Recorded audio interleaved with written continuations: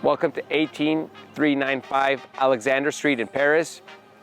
My name is Vargas with the Probate Brothers, and today we're going to talk about the behind-the-scenes stories before we place this property on the market. First off, this property is a full authority probate, which means that we will not have to go to court to confirm the sale. And for the most part, Ed and I meet our clients at some point during the process of getting a home sold. For this particular property, we will not be meeting with our client. So just to remind all of you that it is always possible to hire us and never have a face-to-face meeting. At the time that our client was considering hiring us, our client was also weighing an option with an off-market buyer.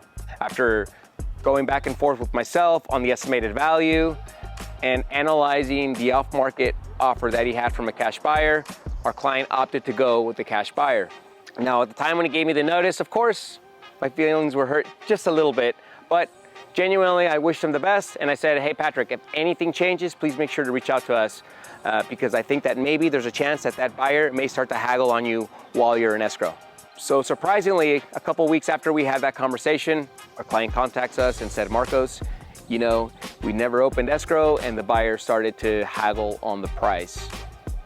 Now, although the offer was initially good and too good to ignore at the beginning, one of the things that I find that people run into when dealing with off-market buyers is that because they do not have multiple offers, that off-market buyer may have the upper hand in trying to finagle with the price after an offer is accepted. If you're considering selling a property off market, just understand that there's always that chance that you're gonna have a buyer that's gonna finagle, and because there is no competition from any outside buyer, as a seller, it may end up costing you a little bit more money than what you had initially anticipated.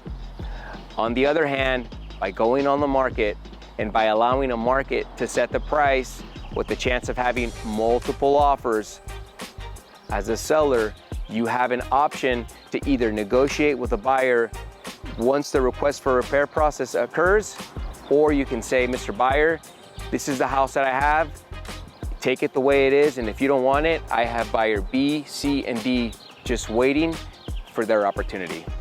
If you have a home that's in a probate trust or conservatorship, reach out to the Probate Brothers, and we'll set up a game plan that'll help you net the highest amount possible.